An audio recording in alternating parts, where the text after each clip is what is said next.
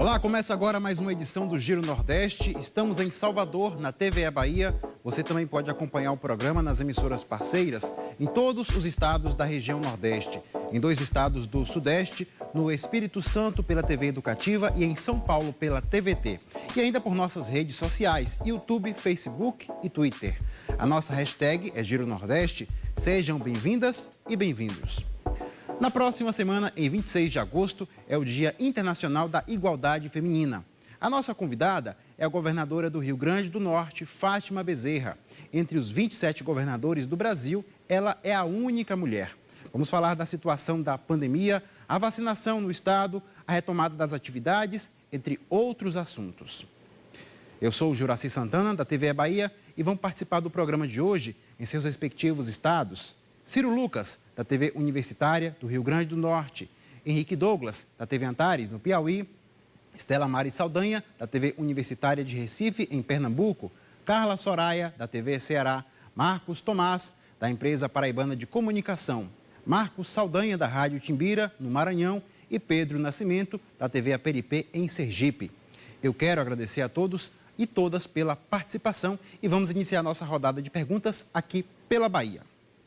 Governadora, o Brasil ultrapassou a triste marca de 570 mil mortes e a ausência de vacinas contra a Covid ainda é uma realidade no Brasil.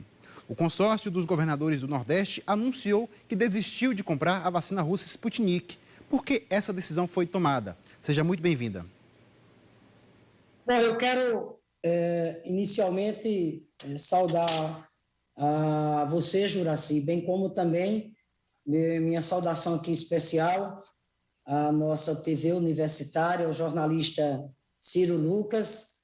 Aqui também estender meu abraço para o Piauí, Henrique Douglas, para Pernambuco, Estela Mares, para o Ceará, Carla, para meu conterrâneo lá na Paraíba, Marcos Tomás, para o Maranhão, Marcos Saldanha, para Sergipe, Pedro Nascimento e, claro, aqui uma saudação muito especial a todos e todas que nos acompanham nesse exato momento, o programa Giro Nordeste. Objetivamente, Juraci, veja bem, né, nós desistimos da aquisição da chamada vacina Sputnik em decorrência exatamente das dificuldades apresentadas inicialmente pela Anvisa, né, que colocou, né, uma série de entraves, né, de condicionantes, e, somado a isso, a posição do Ministério da Saúde, que, ao contrário do que havia sido acordado na época com o então ministro Pazuello, que as vacinas adquiridas pelos os estados do Nordeste e outros estados também do Norte, essas vacinas, repito, a chamada vacina Sputnik, que nós íamos exatamente adquirir, elas seriam entregues ao Plano Nacional de Imunização, até porque foi sempre com essa lógica que nós trabalhamos, né? Nós entendemos que o PNI, o Plano Nacional de Imunização, é um legado muito importante, é um dos maiores patrimônios que o SUS tem, haja visto já a sua expertise, o quanto o PNI tem colaborado, né, no enfrentamento às epidemias no nosso país, e nesse contexto de uma pandemia devastadora como essa, não podia ser diferente. Ou seja, nós temos que zelar pelo PNI, nós temos que respeitar o PNI, que é uma construção do governo federal, os entes estaduais e os entes municipais. Por isso que os governadores do Nordeste tiveram esse senso de responsabilidade coletiva, solidária, de ir em busca, sim, dessas vacinas, até porque esse é um dos grandes, né, desafios, são um dos maiores problemas que nós enfrentamos no contexto da pandemia, levando em consideração a clareza que todos nós temos de que esse é o remédio mais eficaz, mais seguro para vencer a pandemia, levando em consideração, infelizmente, né, que o governo federal falhou de maneira grave no planejamento e na aquisição dessas vacinas, isso que nos levou, a partir de uma legislação aprovada pelo próprio Congresso Nacional, que permitia que os estados e municípios poderiam ir em busca, né, da compra de vacinas, da aquisição de vacinas. Então, foi esse o contexto que nos levou, consórcio do Nordeste, do Norte e outros estados, a ir em busca de adquirir as vacinas de Sputnik. Fizemos o nosso papel, mas, repito, houve muitas dificuldades apresentadas pela Anvisa e a questão central terminou o Ministério da Saúde dizendo que não ia incorporar essas vacinas ao PNI, ao Plano Nacional de Imunização. Então, diante disso, né, não tinha mais como a gente prosseguir na busca de aquisição dessas vacinas, a chamada vacina Sputnik. Muito obrigado, governadora Fátima Bezerra. E quero chamar agora o Ciro Lucas, da TV Universitária do Rio Grande do Norte. Olá, Juraci. Meus cumprimentos a você e aos colegas de bancada aqui, a quem está nos acompanhando em casa. E a nossa convidada de hoje é a governadora Fátima Bezerra. Governadora, a gente está vivendo no Brasil um momento muito insólito da nossa história, né? Depois de muitos anos, mais de quase 3 décadas, a gente tem voltado a falar sobre a possibilidade de um golpe de Estado, sobre ameaças à democracia brasileira, que a gente pensou que estava num processo de consolidação cada vez maior, né? Mas a gente voltou a falar sobre os perigos de um golpe militar. A maior parte dos analistas afirma que as cabeças das Forças Armadas não embarcariam numa aventura golpista. Por outro lado, existe também um grande medo de que as polícias possam iniciar um motim em apoio a uma tentativa de insurreição, a exemplo do que aconteceu, por exemplo, nos Estados Unidos, quando o presidente Trump não aceitou a derrota das eleições. O presidente Bolsonaro tem falado várias vezes de não aceitar resultados das eleições do ano que vem. A senhora, como governadora do estado, como é que a senhora vê essa situação de um risco das polícias quebrarem com a sua hierarquia e iniciarem um motim em apoio ao presidente? A senhora acredita que esse é um risco real ou está muito longe da realidade que a gente vive hoje? Olha, veja, eu diria aqui para vocês que no Fórum dos Governadores do Brasil, para além das diferenças ideológicas ou partidárias que tenhamos, mas na sua grande maioria, né, o Fórum tem estado muito atento, né, na defesa da democracia, na defesa do Estado democrático de direito, né? Meu partido, o Partido dos Trabalhadores, junto com os demais partidos, né, no campo à esquerda, no campo progressista, e mesmo os partidos, né, de perfil de centro, têm, né, sinalizado claramente a vigilância que nós precisamos ter nesse exato momento em defesa da democracia, que infelizmente encontra-se ameaçada, né? Pelo obscurantismo, o conservadorismo e o negacionismo nesses tempos de pandemia, que tomou conta exatamente do governo a nível nacional. Na verdade, essa turbulência que o país vem passando, ela se acentuou exatamente, todos nós sabemos disso, a partir de 2016, quando houve aquele ataque à democracia, que foi um impeachment sem comprovação de crime, de responsabilidade da presidenta legitimamente eleita do país, Dilma Rousseff. E, a partir dali, né, nós vimos a perseguição do ponto de vista política, judicial, violenta, imposta ao presidente Lula. Naquela ocasião, o candidato, né, com chances reais de ganhar as eleições presidenciais, e por isso mesmo que ele foi vítima, né, daquele processo, né, totalmente injusto, né, que ele foi submetido, chegando inclusive, né, à prisão, e essa realidade gestou exatamente o que está aí. Um governo, repito, de vocação autoritária, né, de perfil obscurantista, um governo que dá demonstrações cotidianas, né, de que não tem zelo pela democracia, de que não tem apreço pela democracia, se apega a vários, né, argumentos para tentar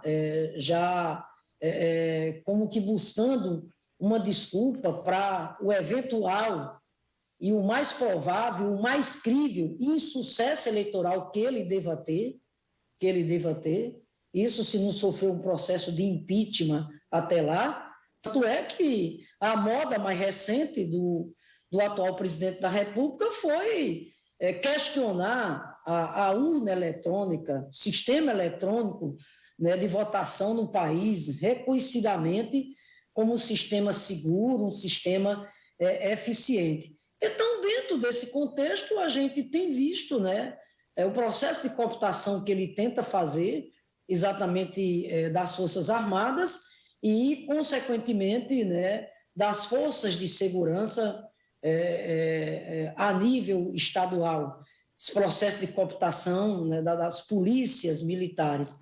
Mas eu, Ciro, não creio que isso avance, né? Estamos todos muito atentos mesmo, para que isso não ocorra, né? Isso seria uma violação do ponto de vista constitucional, né, e grave, de forma que, né, estamos aqui atentos e vigilantes para que isso não venha a ocorrer. Mas que há, creio eu, esse desejo por parte do presidente da República, mas isso vai ficar apenas no desejo. Isso não vai se tornar realidade, repito, né, dado a mobilização social, a mobilização popular, enfim, né, a toda essa frente em curso na defesa da democracia e, portanto, para impedir, né, esses atos autoritários, retrocessos como esses. Obrigado, e seguimos agora para o Piauí. É a vez de Henrique Douglas, da TV Antares, fazer a pergunta à governadora Fátima Bezerra. Olá a todos da bancada, olá aos espectadores e um olá especial para a nossa convidada, a professora governadora. Professora, do ponto de vista de educadora, como é que a senhora analisa as manifestações do atual ministro da Educação, onde ele afirmou que, abro aspas, universidade deveria ser para poucos, e uma outra colocação dele, abro aspas novamente, crianças com deficiência atrapalham os outros. E também no âmbito político, né? Ele também afirmou que reitores de universidades não poderiam ser esquerdistas ou lulistas. Como entender essa sequência de afirmações, a professora governadora? Olha, primeiro, isso é uma tragédia, né?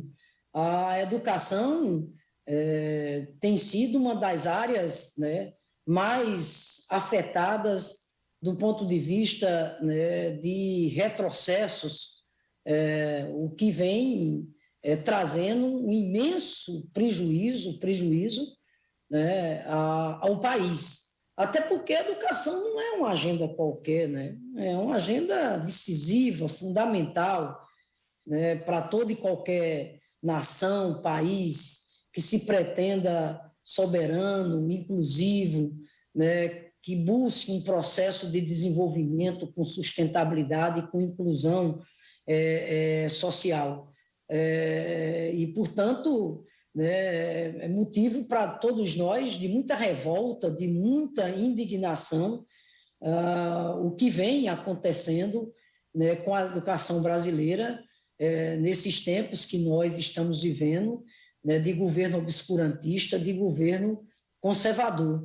E isso, Douglas, se acentuou mais ainda quando a gente vive uma pandemia tão devastadora como essa, que trouxe impactos violentos, a começar das vidas que se foram, né, milhares que foram ceifadas, que morreram, inclusive, né, de uma doença para a qual, inclusive, existe vacina. Então, esse luto, essa dor que o Brasil carrega, que nós carregamos, é muito forte. E os demais impactos que isso trouxe, seja para a economia, seja para a religião, para a atividade social em geral e para a atividade da educação. Não nos esqueçamos que nós estamos há mais de um ano com as nossas crianças, nossos jovens, sem ter acesso ao ensino presencial. E vocês sabem o que é que significa isso, porque nós temos uma parcela considerável, né, dos nossos estudantes, oriundos das camadas populares, excluídos do mundo digital, que estão esse período, está entendendo, sem ter acesso a conteúdo educacional nenhum, porque simplesmente não tem, repito, os meios, né, do mundo digital. A gente sabe muito bem disso. A gente tem uma realidade no país, e essa pandemia escancarou isso, onde a internet não passa nem perto da escola. E quando passa, Douglas, não entra dentro da escola. Cadê o tablet para esse menino? Cadê o iPhone? Cadê o computador? Então, veja, é essa realidade, e aí ela se torna mais grave quando a gente tem um governo de perfil negacionista como a gente tem, e tem as autoridades no campo da educação que não tiveram, está entendendo, o mínimo gesto de atuar enquanto, né, autoridade a nível nacional, junto com os governadores, junto com os prefeitos, para que a gente pudesse exatamente mitigar esses impactos. É revoltante isso, é revoltante. Meu Deus, o MEC era para ter assumido o seu papel de coordenador desse debate, articular os secretários estaduais, municipais, os governadores, os prefeitos, a sociedade. Era para ter chegado junto, por exemplo, né, com o suporte do ponto de vista financeiro, para que os estados pudessem responder a essa fragilidade que é, por exemplo, a questão do acesso ao mundo exatamente digital. Então, eu estou colocando essa questão aqui da pandemia para realçar mais ainda a tragédia que o governo federal, através do Ministério da Educação, frente a uma agenda tão importante quanto essa. No mais, aqui, mais uma vez, dizer da nossa indignação no que diz respeito ao desmonte das políticas educacionais, no que diz respeito aos ataques que a educação vem sofrendo, desde a intervenção nas nossas universidades, nos nossos institutos federais de ensino, a imbecilidades como essas. Dizer que a universidade é para poucos, dizer que estudantes com necessidades especiais atrapalha o processo da educação. Isso é uma vergonha, isso é um desrespeito. Ele devia, no mínimo, pedir desculpas ao povo brasileiro.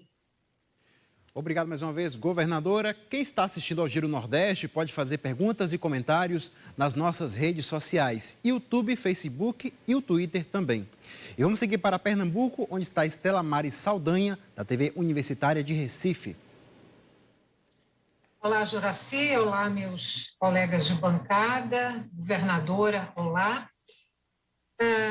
Governadora, na última segunda-feira, 14 governadores, a senhora, inclusive, e todos os nove governadores do Nordeste, assinaram uma carta de apoio ao Supremo Tribunal Federal, que vem sofrendo aí ataques sistemáticos por parte do presidente da República, Jair Bolsonaro, e por seus seguidores, por seus aliados.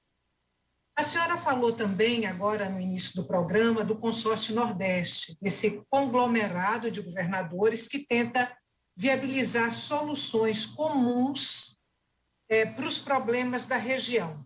Então, eu lhe pergunto, tendo por base essa assinatura de apoio ao STF de todos os governadores do Nordeste e tendo também por base o próprio consórcio Nordeste, qual a força política hoje dos governadores do Nordeste, considerando essa altíssima temperatura política que o país está vivendo?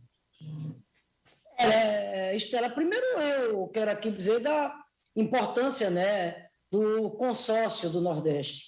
É importante porque o que significa isso? Significa uma articulação, né, onde nós buscamos, à luz dos problemas comuns que nós temos, nas mais variadas áreas, por exemplo, nas políticas públicas, digamos assim, de caráter mais essencial, como educação, segurança, saúde, né, a questão do emprego, a questão do meio ambiente.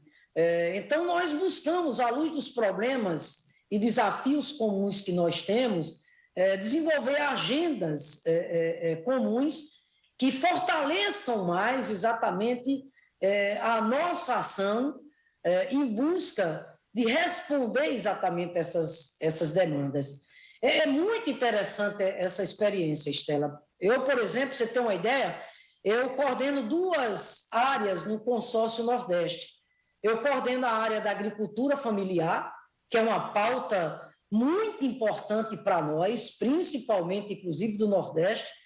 Né? Todos nós sabemos o papel que tem a agricultura familiar, responsável, né, por mais de 70% da alimentação saudável do nosso povo e pela a capacidade que tem a agricultura familiar, inclusive na geração de emprego. E coordeno também uma outra Câmara Técnica, que é a da assistência social, que se torna cada vez mais desafiadora diante desses tempos que nós estamos vivendo, de desemprego aumentando e, portanto, a desigualdade social crescendo, haja vista a fome, inclusive, que voltou a imperar nos lares do povo pobre desse país. Tanto é que, na próxima semana, vamos lançar aqui em Natal, através de uma reunião do Fórum dos Governadores do Nordeste, o Nordeste Acolhe, que podemos, inclusive, falar sobre esse programa aqui no decorrer do nosso encontro. Ao mesmo tempo, o Fórum dos Governadores do Nordeste,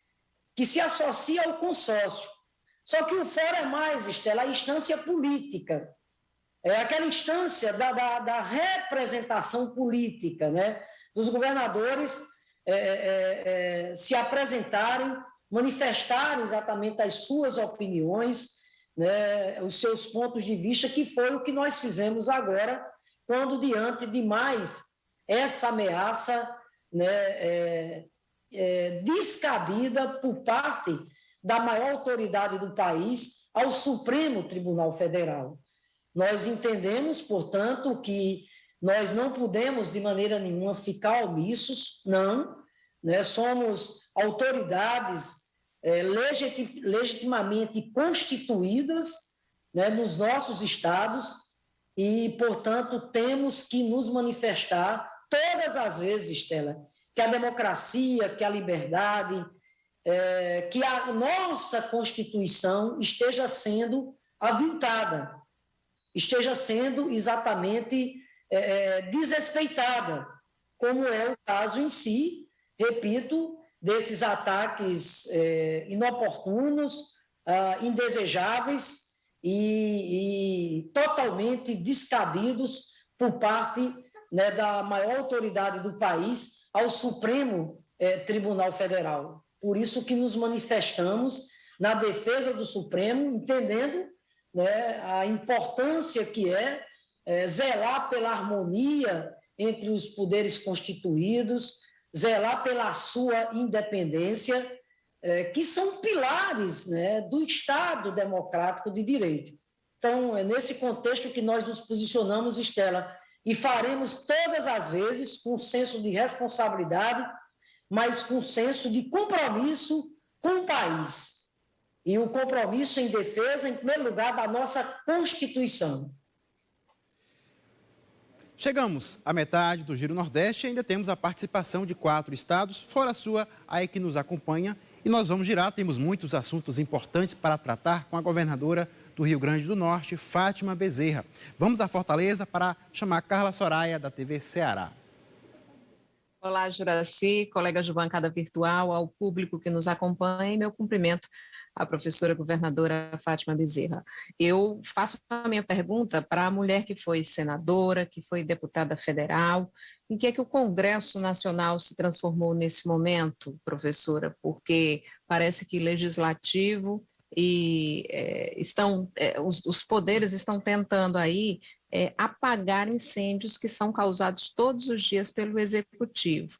E aí, de um lado, no Senado, a gente vê a CPI da Covid-19, que está sendo acompanhada pela população, mas de outro, no Congresso Nacional, a gente vê a aprovação da MP 1045, que acaba criando uma nova categoria de trabalhadores de segunda classe que não vão ter direito a FGTS, que talvez nunca se aposentem porque não vão ter essa contribuição, que não tem férias, horas extras. O que é que o Congresso Nacional e todos os nossos representantes em Brasília estão fazendo? Olha, infelizmente, Carla, o perfil da maioria dos que integram o Congresso Nacional nesse exato momento é um perfil, né, de caráter conservador. Infelizmente, né, o Congresso, o próprio presidente da Câmara hoje, né, muito alinhado politicamente com o governo federal, e o Congresso, na sua grande maioria, tem defendido, né, a agenda ultra neoliberal capitaneada exatamente pelo ministro Paulo Guedes, né? Um Congresso que eles, né, de repente, cantam em verso e prosa, que é um Congresso de perfil reformista, né? E o problema não é a reforma, né, Carla? Eu, por exemplo, sou daquelas que acho que o problema não é a reforma, o problema é que tipo de conteúdo tem essa reforma, né? E como é que essas reformas são exatamente o quê? Realizadas. A gente, quando vai fazer uma reforma na nossa casa, qual é o nosso intuito? É fazer uma reforma para melhorar, né? Para ter um ambiente mais agradável, né? Mas, infelizmente, o que está acontecendo não é isso, né? E isso tem a ver, infelizmente, com a agenda, né, que venceu as eleições em 2018. Aquela agenda que resgata aquele velho mantra que tudo que vem do Estado não presta e, portanto, né, vamos aqui reverenciar o mercado como se o mercado fosse resolver todos os problemas do mundo. Ou seja, a lógica, né, das reformas que estão exatamente em curso são reformas que estão vindo na direção, como inclusive essa MP que você acabou de mencionar, para retirar cada vez mais direitos do povo trabalhador portanto, né, ampliar cada vez mais as desigualdades sociais no nosso país. Você vê a própria emenda 95, né? Está aí o Brasil pagando o preço da emenda 95, fala a emenda do teto de gastos, né? Aqui no Rio Grande do Norte, assim como no Ceará, nos demais estados do Nordeste, nós também fizemos mudanças nessa questão dos gastos. Agora, não com aquela lógica draconiana, como foi feita no governo federal, que está perdurando exatamente até hoje, né, de os gastos ficarem simplesmente condicionados ao crescimento da inflação anterior. Não, a nossa lógica aqui é outra, né? É outra. Então, estamos pagando um preço, resumindo, estamos pagando um preço muito alto, um processo assodado, um processo precipitado. É lamentável ver como eles estão vendendo o patrimônio brasileiro. A aprovação da AMP da Eletrobras foi um escândalo, Carla, um escândalo. Agora, por exemplo, a privatização dos Correios também, enfim, é uma sede, né, fazer com uma fúria muito grande, né, dos que estão capitaneando a economia hoje a nível nacional, de se desfazer, né, do patrimônio brasileiro. E, enquanto isso, cadê a resposta, por exemplo, para diminuir o desemprego, né, para a questão de melhorar a qualidade de vida, né, do povo brasileiro? Então, eu vejo com muita tristeza, mas, ao mesmo tempo, não perco aqui a esperança, muito menos a confiança, né, da mobilização popular e social, que tem que ser crescente para que a gente possa barrar esses retrocessos, para que a gente possa resistir. Obrigado mais uma vez, governadora. A nossa hashtag para quem quiser fazer perguntas e comentários é Giro Nordeste. E vamos agora a João Pessoa. É o momento da pergunta de Marcos Tomás, da empresa paraibana de comunicação. Obrigado, Juraci. Saúdo a todos os colegas de bancada. Saudações especiais e paraibanas à governadora Fátima Bezerra. Eu vou pegar a carona na fala da colega Carla a respeito das reformas, mas o espectro agora da reforma eleitoral, né? E a gente sabe que foi aprovada na Câmara Federal e há um aparente solapamento, né, engessamento da justiça eleitoral com retrocessos, por exemplo, como permissividade a coisas como Caixa 2, né, abrandamento de punições, a compra de votos, né, o próprio transporte de eleitores, enfim. Mas um ponto específico, que talvez tenha passado ao largo do grande debate, é a questão de cotas da representatividade eleitoral, né? A gente não há sequer menções às cotas raciais, e especificamente falando da questão de gênero, né? A governadora, por exemplo, é a única mulher a governar um estado no Brasil, como foi bem colocado por Juraci logo na apresentação.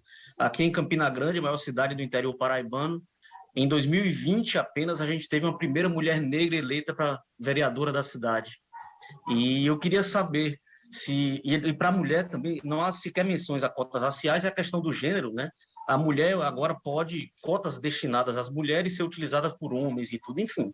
É um esvaziamento dessa política de representatividade que representa alguns avanços lentos, mas a gente vem registrando esses avanços. A senhora acredita que no fluxo tradicional a gente tem como ainda continuar registrando esses avanços da representatividade negra e de gênero na política brasileira? Olha, Marcos, eu acho que essa é uma pauta, né, que a gente chama de pauta civilizatória. E nós temos que estar cada vez mais atentos, e nós não podemos baixar a guarda, temos que lutar para evitar retrocessos, muito pelo contrário, para que a gente possa avançar. Não é normal, não é saudável de maneira nenhuma você, por exemplo, ter no país, como você mesmo acabou de mencionar, apenas uma mulher governadora de 27 estados da federação. Eu costumo dizer que, se isso é motivo de alegria, para mim, de orgulho, inclusive para a maioria do povo do Rio Grande do Norte, que me elegeu governadora, mas, ao mesmo tempo, isso tem que ser motivo de reflexão, Estela e Carla. Tem que ser motivo de reflexão, da gente se perguntar: o que é isso? Apenas uma mulher governando o país.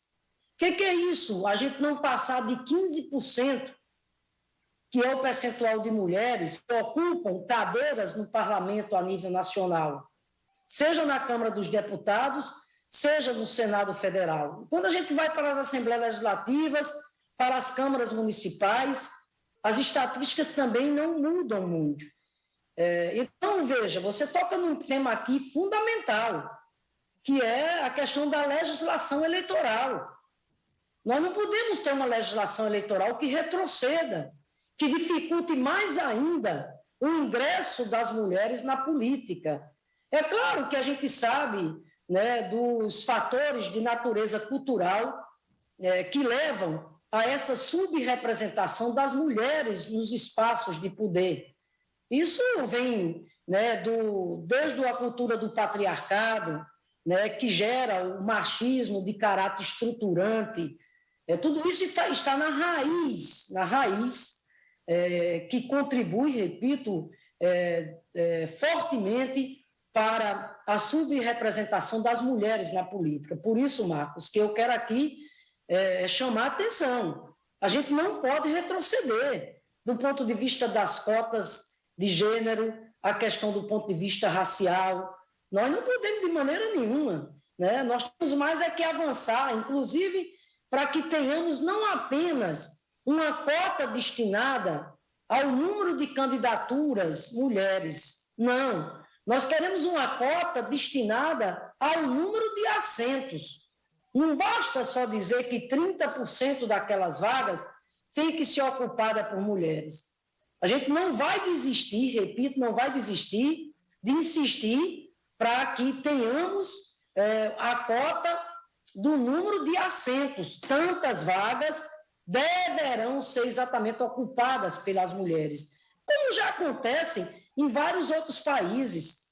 Quando a gente vai para o ranking da participação das mulheres na política, a nível nacional, se eu não me engano, o Brasil ocupa, olhe só, em um ranking de 200 países, o Brasil ocupa, me parece que a centésima,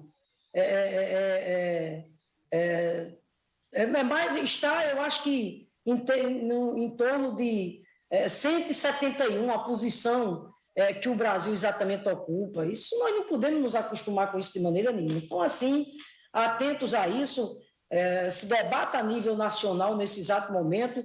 A reforma aprovada da Câmara trouxe retrocessos, ainda bem que o Distritão, né, não foi à frente, porque isso é um horror, isso é um retrocesso sem tamanho para a política no geral, mas, né, nós não avançamos em outros aspectos, inclusive no que diz respeito a termos um ambiente mais fomentador, mais motivador, mais incentivador para a participação das mulheres na política.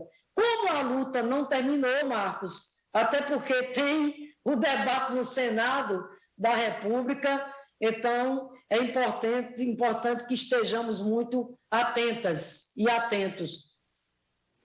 Obrigado, e temos mais perguntas para a governadora Fátima Bezerra.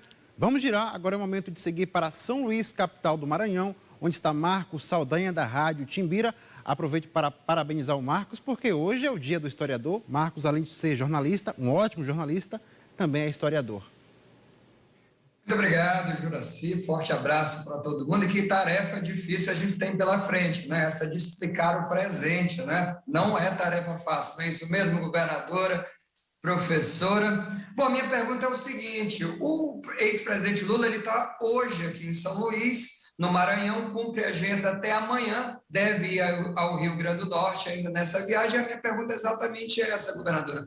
Qual é o papel que, de fato, o Nordeste vai ter nas próximas eleições de 2022? A gente sabe que de 2002 para cá, o PT tem tido votos fundamentalmente no Nordeste. Inclusive, o Bolsonaro entende isso e sabe que não vai conseguir reverter isso. Ele vai tentar diminuir essa diferença ao máximo.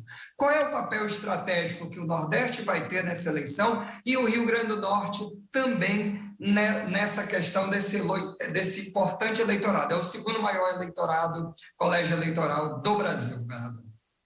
Primeiro, Marcos, quero mandar meu abraço aí para o querido governador Flávio Dino, né, para todos os companheiros e companheiras, né, ele está aí no Maranhão, para nossa alegria, chega aqui exatamente segunda-feira e ficará conosco aqui até quarta-feira. Né? Quarta-feira, ele provavelmente vai até participar aqui de uma atividade aqui com os demais governadores do Nordeste. Mas o fato é que a agenda do presidente Lula aqui, a partir de segunda, é uma agenda, né, vai se reunir com o movimento social, o movimento popular, o movimento sindical, vai se reunir não apenas com o PT, mas com os partidos aliados também. Vai ter um momento também dele com uma representação empresarial. Enfim, um momento de muita alegria, né? Alegria, uma pena que, em função do contexto de pandemia que nós vivenciamos ainda, não possamos ter agenda de rua com o presidente Lula. Imagine se fosse possível, né?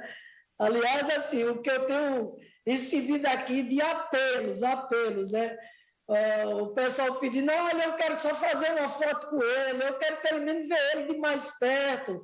Mas a gente tem pedido essa compreensão, porque a pandemia, em que pese, graças a Deus, está dando sinais de melhora, mas ela não foi embora e é preciso a gente observar os protocolos sanitários que se fazem necessários, né? Então, assim, a alegria aqui é imensa. Eu, para dizer a verdade, eu estou contando as horas, né? As horas, né, e os minutos para a chegada dele aqui na segunda-feira, porque vamos receber com o coração cheio de carinho e com o respeito que ele merece. Concretamente, respondendo a sua pergunta, eu acho que o Nordeste, mais uma vez, vai dar uma resposta muito decisiva, especialmente nesse momento que nós estamos vivendo, onde mais do que nunca, a democracia precisa sair vitoriosa, né? O Brasil não suporta mais, está entendendo, um ciclo de governo de perfil autoritário, obscurantista, né, como esse. O Brasil não suporta mais um ciclo, está entendendo, de um governo onde os retrocessos são em série, né, desde as políticas essenciais, como o retrocesso maior, que é o desemprego que não cessa, pelo contrário, né, só tem feito aumentar. O Brasil não suporta mais um ciclo, né, de um governo que não tem zelo, que não tem apreço pela democracia. Pelo contrário, né, a vocação autoritária do presidente que aí está é colocada de forma escancarada. Veja, a gente vive hoje uma conjuntura a nível nacional tumultuada, é um tumulto atrás do outro, uma instabilidade no campo político, no campo institucional. Eu confesso a vocês que eu pensei que minha geração não fosse mais passar por isso. De repente, ver o presidente da República cotidianamente atacando o Supremo Tribunal Federal, em conflito permanente com o Supremo Tribunal Federal, ameaçando, inclusive, né, essas instituições, fomentando, inclusive, atos ditatoriais, que é o que nós temos exatamente visto nas manifestações aí pela fora, pedindo volta da ditadura, pedindo AI-5, pelo amor de Deus. Isso tem que ter um basta. Isso tem que ter um fim. E o fim quem vai dar novamente é a democracia, Marcos, através do processo livre e soberano do voto. Então, nesse sentido, meu amigo, eu tenho mais do que esperança. Eu tenho muita confiança que o Nordeste, a exemplo de 2018, vai contribuir decisivamente para a derrota, né, dessas forças obscurantistas que aí estão.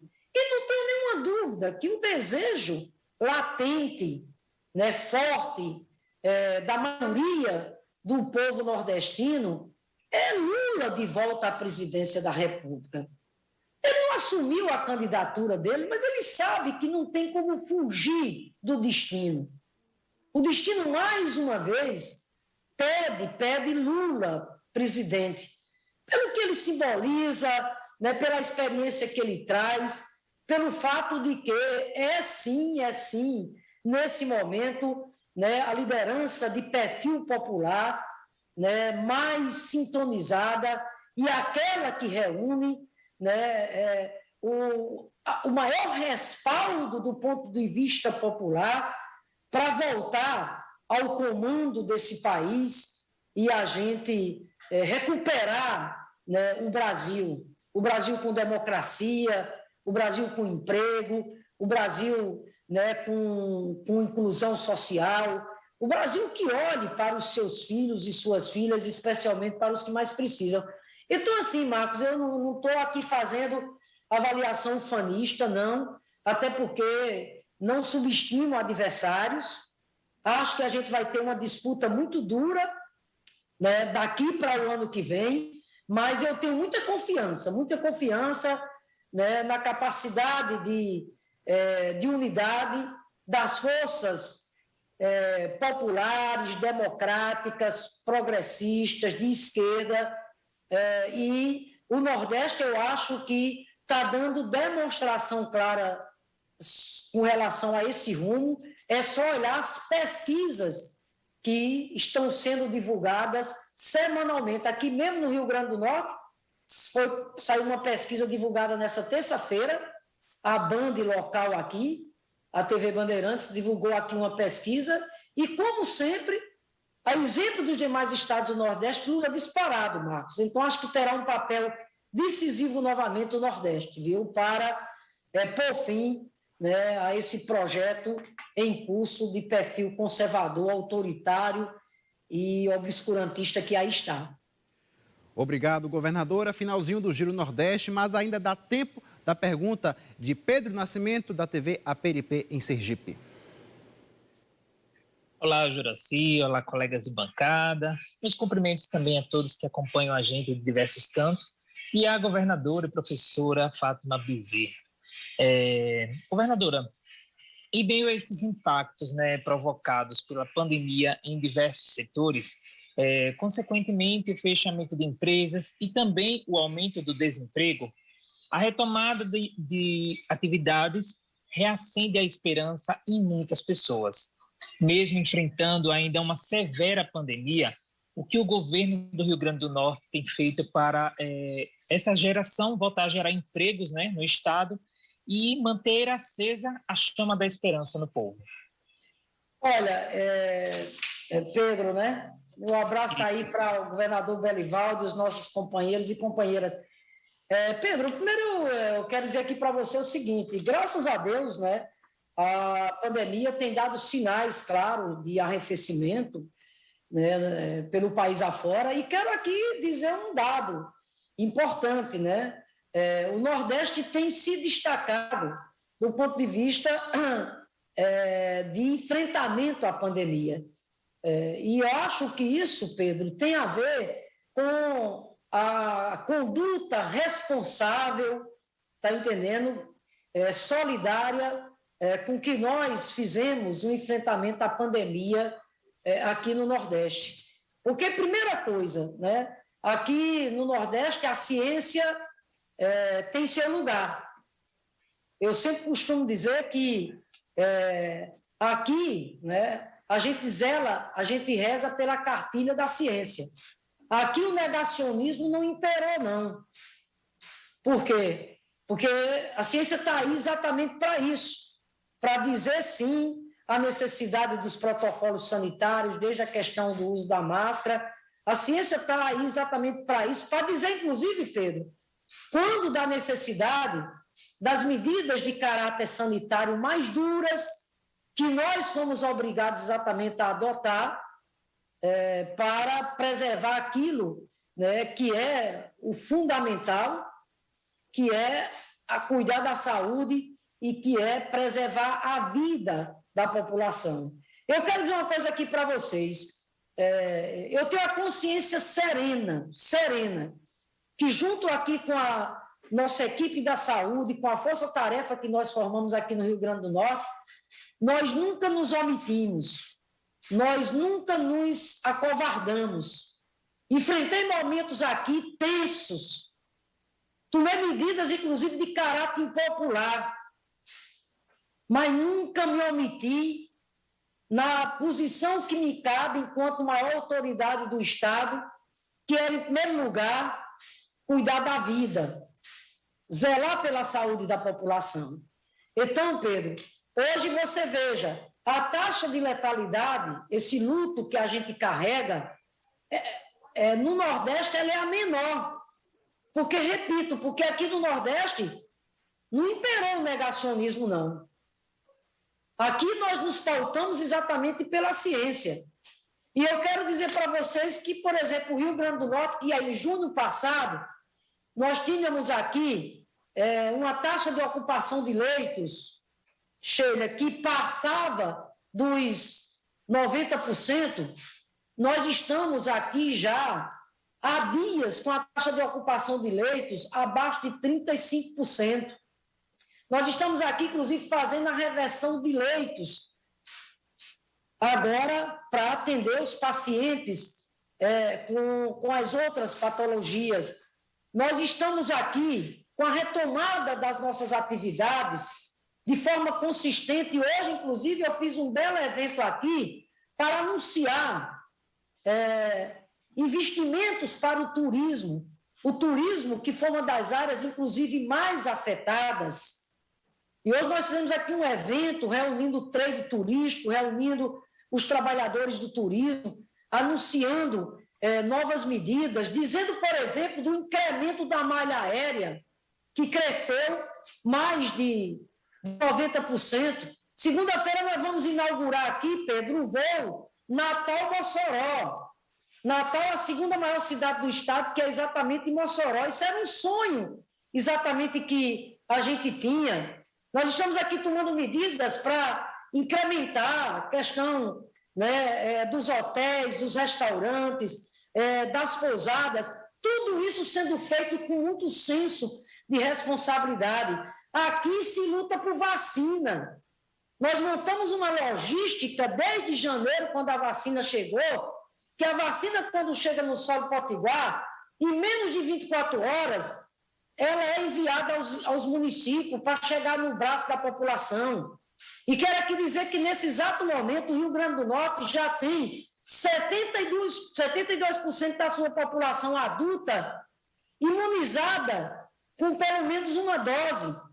E já estamos com 28% da população adulta imunizada com 2 doses. E acrescento mais, nós vamos chegar já agora, no iníciozinho de setembro, vacinando de 12 a 17 anos. Mais de 30 municípios já estão vacinando de 12 a 17 anos. Isso mostra, me permita dizer, a competência e a eficiência que o governo vem tendo de fazer exatamente o seu papel no que diz respeito à questão da cobertura vacinal. E atentos, como, por exemplo, eu disse aqui para vocês, que quarta-feira, a reunião do Fórum dos Governadores do Nordeste, e nós vamos lançar aqui, Juraci, o programa Nordeste que Acolhe. O que é isso? É um auxílio financeiro que nós vamos destinar aos órfãos da Covid. Quem são os órfãos da Covid? São as nossas crianças e adolescentes que perderam o pai ou a mãe, o avô, a avó. Nós temos os órfãos, inclusive, de pai e mãe. Então, isso é um ato de caráter humanitário, isso é compaixão. Para além do amparo emocional que essas crianças devam ter, porque imagina o trauma que elas vão carregar para a vida delas, é preciso o Estado chegar junto com o auxílio financeiro. Nós vamos lançar exatamente aqui, né? Inclusive, essa ideia nasceu aí no Maranhão, através do governador Flávio Dino, e agora vai ser exatamente uma política que vai ser implementada nos 9 estados do Nordeste. Cada estado vai mandar um projeto de lei para as suas respectivas Assembleias Legislativas, que vai ser aprovado.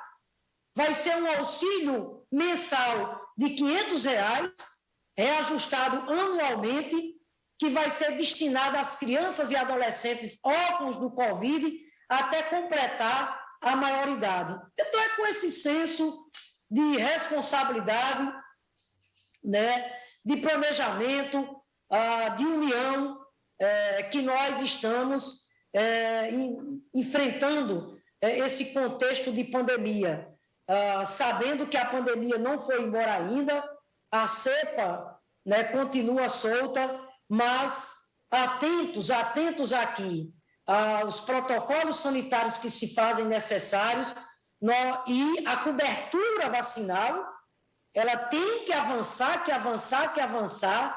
para que a gente, Pedro, não tenha retrocessos, para que a gente possa prosseguir nessa retomada das atividades econômicas, sociais, atividade no campo da educação, da religião, entre outras. O Giro Nordeste está terminando. Quero agradecer a participação da governadora do Rio Grande do Norte, Fátima Bezerra. Muito obrigado também aos comunicadores Ciro Lucas, da TV Universitária do Rio Grande do Norte, Henrique Douglas, da TV Antares, no Piauí, Estela Mares Saldanha, da TV Universitária de Recife, em Pernambuco, Carla Soraya, da TV Ceará, Marcos Tomás, da Empresa Paraibana de Comunicação, Marcos Saldanha, da Rádio Timbira, no Maranhão, e Pedro Nascimento, da TV Aperipê, em Sergipe. E um agradecimento especial a vocês que acompanharam o Giro Nordeste. Na semana que vem, a nossa convidada é a antropóloga e pesquisadora Débora Diniz. Até lá!